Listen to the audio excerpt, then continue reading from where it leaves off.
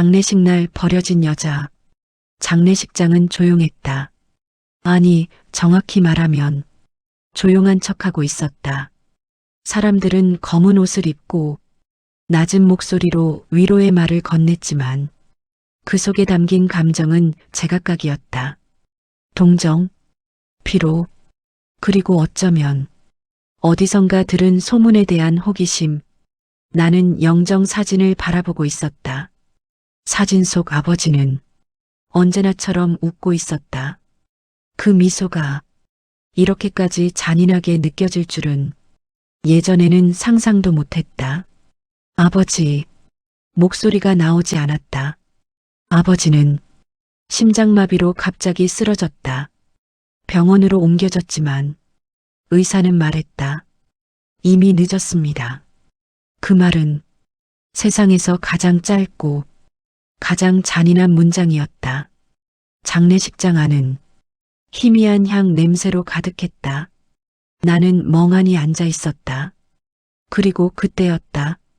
또각, 또각, 익숙한 구두 소리가 들렸다. 나는 고개를 들었다. 남편이었다. 정민호. 3년 동안 내 남편이었던 남자. 하지만 그 표정은 남편의 얼굴이 아니었다. 마치 회사 회의에 온 사람처럼 차갑고 무표정했다. 왔어? 내가 겨우 말했다. 민호는 고개를 끄덕였다. 그리고 내 옆에 앉지 않았다. 그 대신 정면에 서 있었다.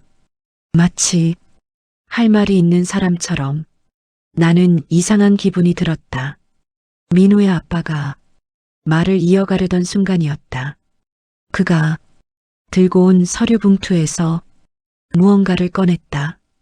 탁! 내 앞에 종이 한 장이 떨어졌다. 나는 멍하니 그 종이를 내려다봤다. 그리고 문장을 읽는 순간 숨이 멎었다. 이혼 합의서. 순간 머리가 하얘졌다. 뭐야 이거? 내 목소리는 믿을 수 없을 만큼 떨렸다. 민호는 아무 표정 없이 말했다. 사인해. 나는 웃음이 나왔다. 이 상황이 너무 비현실적이었기 때문이다. 지금? 응. 그는 시계를 보며 말했다. 오늘이 좋을 것 같아서. 오늘이 좋다고? 오늘이? 아버지 장례식 날이? 나는 그를 바라봤다. 민호야, 지금 농담하는 거지? 하지만 그는 웃지 않았다. 그때 시어머니가 다가왔다. 그래, 사인해. 나는 고개를 돌렸다. 어머니? 시어머니는 조금도 미안한 표정이 아니었다. 어차피 너희 결혼 오래 못 갈 줄 알았어. 장례식장 공기가 순간 얼어붙었다. 친척들이 눈치를 보기 시작했다. 나는 겨우 말했다. 왜요? 대답은 남편이 했다. 너 재미없어. 나는 귀를 의심했다. 뭐? 너랑 사는 거. 그는 아주 평온하게 말했다. 지루해. 순간 내 안에서 무언가가 부서졌다. 그래서 이혼하자고? 응. 그는 고개를 끄덕였다. 그리고 다음 말을 덧붙였다. 어차피 나 재혼할 거니까. 재혼? 그 말이 장례식장 공기 속에서 울렸다. 나는 천천히 물었다. 누구랑? 그는 대답했다. 윤지아. 그 이름을 듣는 순간 모든 퍼즐이 맞춰졌다. 윤지아. 내 친구였다. 아니, 친구라고 믿었던 사람. 결혼식 때 내 옆에서 울어주던 사람. 그 여자가 내 남편이랑? 시어머니가 코웃음을 쳤다. 지아는 집안도 좋고 능력도 있어. 그리고 나를 위아래로 훑어봤다. 너랑은 다르지. 장례식장 안이 완전히 조용해졌다. 나는 손을 꽉 쥐었다. 그래서 지금 이거 들고 온 거예요? 민호가 말했다. 응. 왜 하필 오늘이에요? 그는 조금 생각하더니 말했다. 기다리기 싫어서. 그 말은 칼처럼 날카로웠다. 나는 아버지 사진을 바라봤다. 그리고 천천히 펜을 들었다. 친척들이 웅성거렸다. 하지만 나는 손을 멈추지 않았다. 사인, 내 이름이 종이 위에 새겨졌다. 민호는 그걸 확인하고 종이를 접었다. 고마워. 마치 업무 처리라도 끝낸 것처럼 말했다. 그리고 돌아섰다. 나는 그 등을 바라봤다. 그때였다. 내 작은 아빠가 장례식장 문을 열고 들어왔다. 검은 정장, 그리고 뒤따라오는 사람들이 순간 술렁였다. 왜냐하면 내 작은 아빠는 국내 10대 대기업 중 하나인 태성그룹 회장이었기 때문이다. 하지만 민호는 그 사실을 몰랐다. 내가 지금까지 한 번도 말하지 않았기 때문에. 나는 민호의 뒷모습을 보며 조용히 생각했다. 그래, 지금은 가.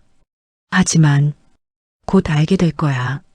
내가 누굴 버렸는지, 그리고 얼마나 큰 실수를 했는지. 장례식이 끝난 지 딱 일주일이 지났다. 집안은 여전히 조용했다. 아버지가 쓰던 의자, 아버지가 읽던 신문, 아버지가 좋아하던 커피잔, 모든 것이 그대로였다. 하지만 아버지는 없었다. 나는 거실 소파에 앉아 멍하니 창밖을 보고 있었다. 그때였다. 휴대폰이 울렸다. 진동. 나는 화면을 내려다봤다. 메시지였다. 보낸 사람은 고등학교 동창 단체방. 평소라면 절대 확인하지 않았을 메시지였다. 하지만 이상하게도 손이 멈추지 않았다. 톡을 열었다. 그리고 그 순간 손에서 휴대폰이 떨어질 뻔했다. 사진 한 장이 올라와 있었다. 웨딩 사진. 신부는 순백의 드레스를 입고 웃고 있었다. 그리고 그 옆에 서 있는 남자, 정민호, 내 전 남편이었다. 나는 화면을 확대했다. 사진 아래에는 짧은 문장이 적혀 있었다. 축하합니다.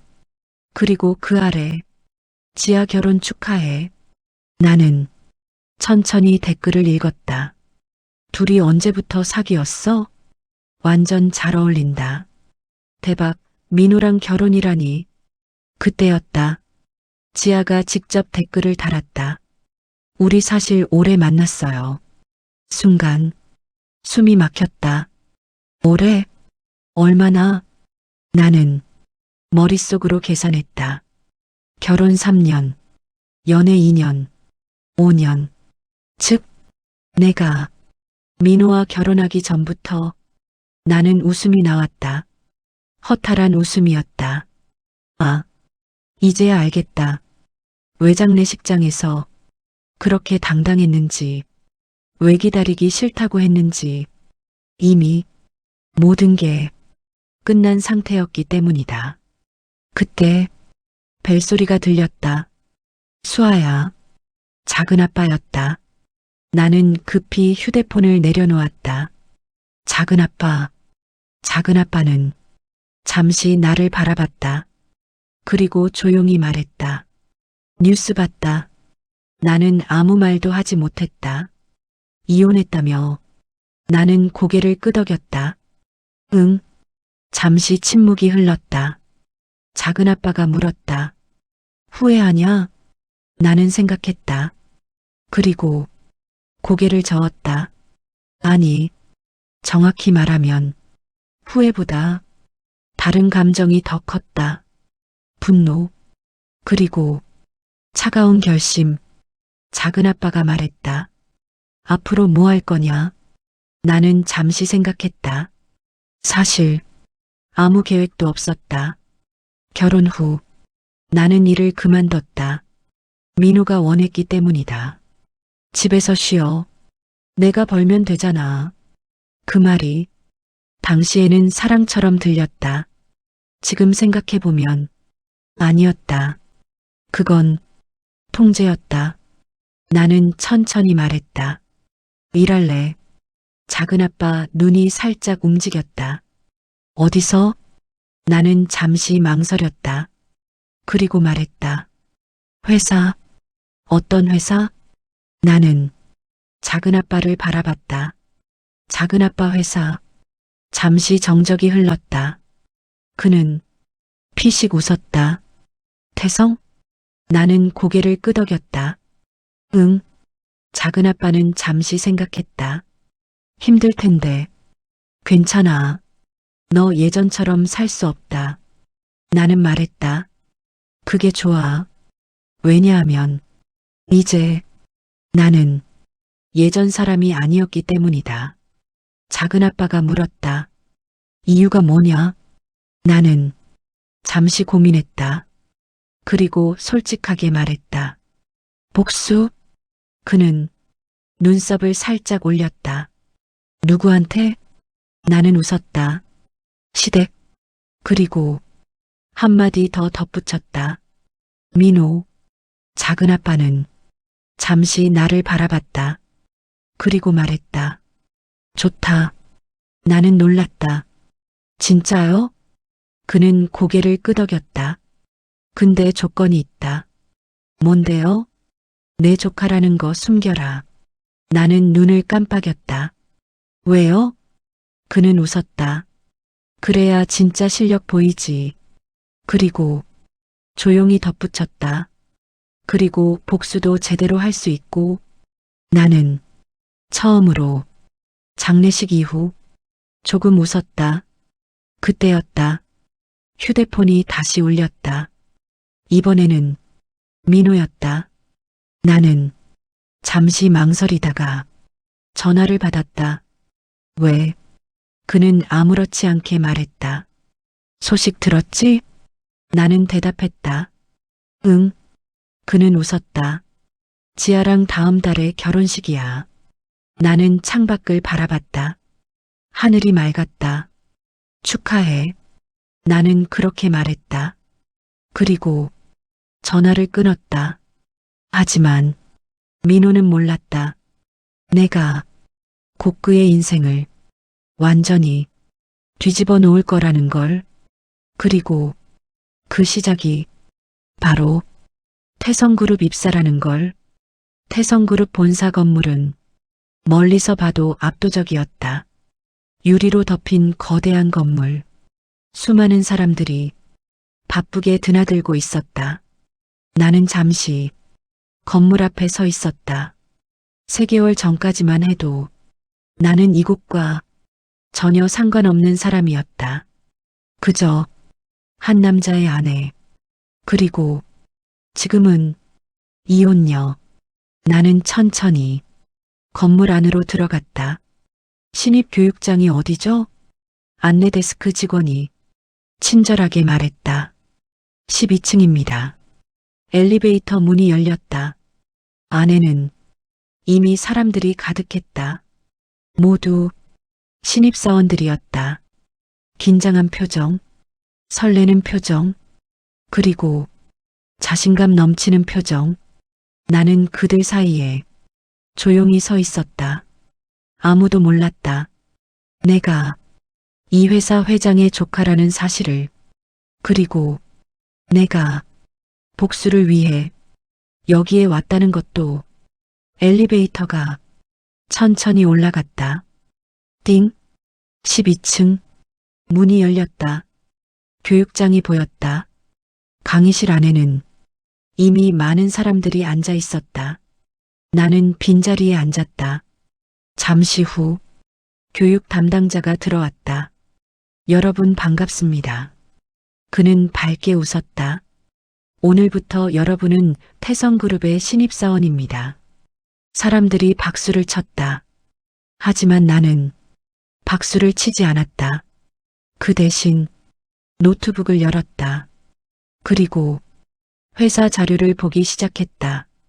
태성그룹 계열사, 그리고 협력업체 목록. 나는 천천히 스크롤을 내렸다. 그리고 그 이름을 발견했다. 민성전자. 나는 손을 멈췄다. 민성전자. 그건 민호의 집안 회사였다. 나는 파일을 열었다. 협력 등급 A, 주요 납품 품목, 전자부품, 거래 규모, 연간 1520억. 나는 작게 웃었다. 그래, 찾았다. 교육이 끝난 후 신입사원들은 팀 배정을 받았다.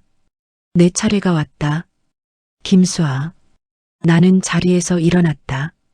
담당자가 말했다. 전략기획팀 배정입니다. 순간 교육장 안이 술렁였다. 전략기획? 거기 핵심 부서 아니야? 신입이 바로 거기로 간다고? 나도 놀랐다. 작은 아빠가 개입한 걸까? 하지만 그건 아니었다. 오히려 더 위험한 곳이었다. 전략기획팀은 그룹 전체 사업을 관리하는 곳, 즉 주목을 많이 받는 부담스러운 곳이었다. 협력업체 평가도 이곳에서 이루어졌다. 나는 천천히 자리에 앉았다. 그리고 속으로 생각했다. 완벽하다. 며칠 후 나는 처음으로 민성전자 자료를 자세히 보기 시작했다. 재무 상태, 납품 이력, 품질 평가. 나는 눈을 가늘게 떴다. 이상하네. 문제가 보였다. 품질 클레임, 최근 6개월, 급증, 그리고 납기 지연, 3번. 나는 자료를 넘겼다. 그리고 더 큰 문제를 발견했다. 부품 불량률, 기준치 초과. 나는 의자에 등을 기대었다. 그리고 천천히 생각했다. 이건 복수가 아니라 그냥 사실이었다. 그들이 스스로 만든 문제. 그때였다. 팀장이 다가왔다. 김수아 씨. 나는 고개를 들었다. 네. 그가 말했다. 협력사 평가 보고서 작성해 주세요. 나는 물었다. 어디요? 그는 파일을 넘겼다. 나는 그 제목을 봤다. 협력사 정기평가, 대상업체, 민성전자. 순간 심장이 뛰었다. 하지만 나는 표정을 바꾸지 않았다. 알겠습니다. 팀장은 말했다. 이번 평가 중요합니다. 나는 고개를 끄덕였다. 네. 그리고 파일을 열었다. 수많은 숫자, 수많은 데이터. 나는 천천히 분석하기 시작했다. 그리고 확신했다. 이 회사는 이미 무너지고 있었다. 나는 보고서를 쓰기 시작했다. 첫 문장. 민성전자는 최근 품질 관리 문제로 인해 협력 등급 하향 조정 검토가 필요하다. 키보드 소리가 조용한 사무실에 울렸다. 그때였다. 휴대폰이 울렸다. 나는 화면을 봤다. 모르는 번호였다. 전화를 받았다. 여보세요. 잠시 침묵. 그리고 익숙한 목소리가 들렸다. 수아야. 민호였다. 나는 천천히 웃었다. 왜 전화했어? 그는 잠시 망설이다 말했다. 지아가 너 보고 싶대. 나는 웃었다. 그래. 한번 보자. 나는 컴퓨터 화면을 바라봤다. 민성전자 평가 보고서. 그리고 조용히 말했다. 그래. 보자. 하지만 민호는 몰랐다. 그 만남이 그의 인생에서 가장 큰 실수가 될 거라는 걸. 민호와 지아의 결혼식 날이었다. 호텔 로비는 화려한 샹들리에로 빛나고 있었다. 축하 꽃다발과 은빛 장식, 그리고 화려한 웨딩드레스, 모두가 즐거워 보였다. 하지만 나의 눈에는 모든 것이 희미하게 보였다. 나는 장례식 후 처음으로 사람들 앞에 섰다. 검은 원피스를 입고 차분하게 미소를 띤 채, 그리고 천천히 걸었다. 하객석을 뚫고 결혼식장 안으로 들어섰다. 그 순간 모든 시선이 내게 향했다. 시어머니는 얼굴이 굳었다. 민호는 멈칫하며 나를 바라봤다. 나는 그들의 눈빛을 조용히 받아쳤다. 나는 이미 준비되어 있었다. 그리고 마음속으로 속삭였다. 오늘부터 시작이야. 식이 진행되고 두 사람은 반지를 끼며 서 있었다. 주례사의 말이 끝나자 박수가 터졌다. 나는 천천히 핸드백에서 작은 파일을 꺼냈다. 태성그룹 전략기획팀에서 작성한 민성전자 협력사 평가 보고서, 내가 직접 쓴 보고서였다. 그 보고서에는 민성전자의 최근 6개월 재무 악화, 납품 지연, 품질 불량 기록, 그리고 향후 협력 등급 하락 검토 내용이 담겨 있었다. 나는 조용히 휴대폰을 꺼냈다. 그리고 태성그룹 내부 시스템에 접속했다. 몇 번의 클릭만으로 민성전자의 협력 등급 변경 요청이 승인 대기 상태로 올라갔다. 그래, 이제 시작이야. 민호는 내 행동을 알 수 없었다. 그는 지아에게 집중하고 있었다. 하지만 그의 회사는 이미 흔들리고 있었다. 결혼식이 끝나고 하객들이 떠나기 시작했다. 민호는 내게 다가왔다. 수아야, 왜 여기 있어? 나는 조용히 웃었다. 그냥 축하하러 왔어. 그 순간에도 손끝에서는 태성그룹 시스템이 민성전자 등급 하락을 진행하고 있었다. 민호는 점점 당황한 얼굴이었다. 무슨 장난이야? 나는 미소 지으며 말했다. 장난 아니야. 왜? 보고 싶어 한다 해서 왔는데. 시어머니는 얼굴이 붉어졌다. 수아, 너 지금 뭐 하는 거야? 나는 차갑게 답했다. 축하해 주러 왔습니다. 안 되나요? 그날 밤 민성전자 내부는 혼란에 빠졌다. 납품이 지연되고 불량 부품 문제가 터지며 협력사 등급 하락 논의가 시작되었다. 민호는 집안에서도 회사에서도 완전히 무방비 상태였다. 나는 조용히 태성그룹에서 자료를 정리하며 생각했다. 작은아빠 감사합니다. 덕분에 시작이 완벽해요. 그 순간 작은아빠가 내 뒤에서 조용히 말했다. 이제 시작하려는 거냐?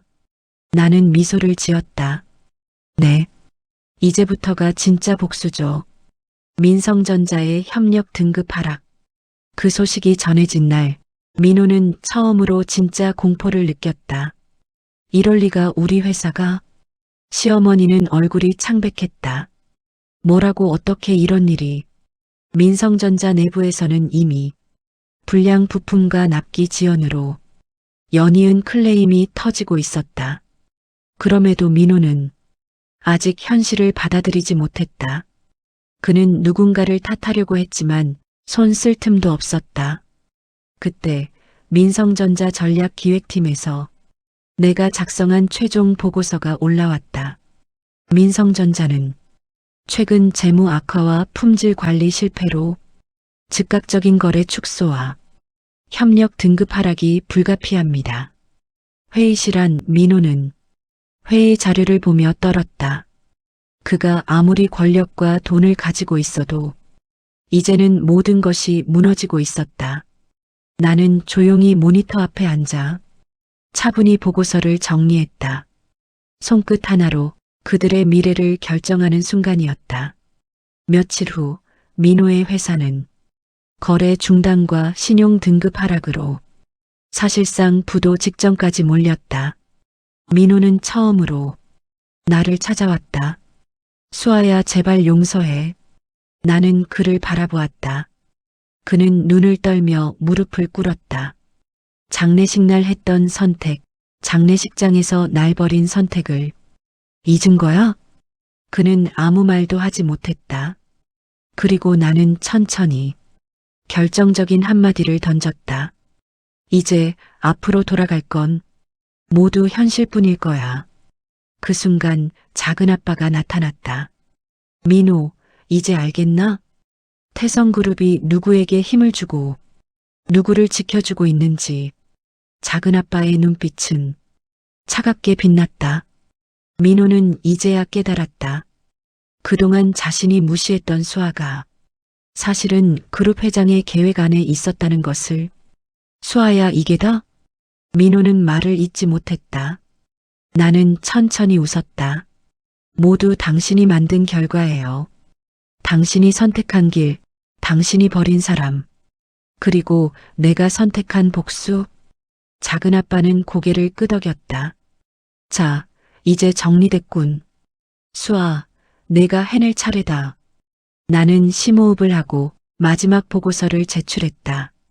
그리고 며칠 후 민성전자는 공식적으로 주요 거래 축소와 재무 구조 조정 계획을 발표했다. 시어머니는 모든 권력을 잃고 민호는 회사의 실질적 몰락을 스스로 받아들여야 했다. 그 후 나는 사무실 창가에 서서 도시를 바라봤다. 차분하게, 하지만 완전히 다른 사람처럼. 아버지가 남긴 가르침은 이제 내 안에서 힘이 되었다. 나는 더 이상 버려진 여자도 아니었고 두려워하는 사람도 아니었다. 나는 이제 자신의 선택으로 세상을 움직일 수 있는 사람, 그리고 복수에 성공한 사람이었다. 오늘의 이야기가 마음에 남았다면 구독과 좋아요 부탁드립니다. 영상을 제작하는데 큰 힘이 됩니다. 다음에도 가슴에 남는 이야기로 돌아오겠습니다.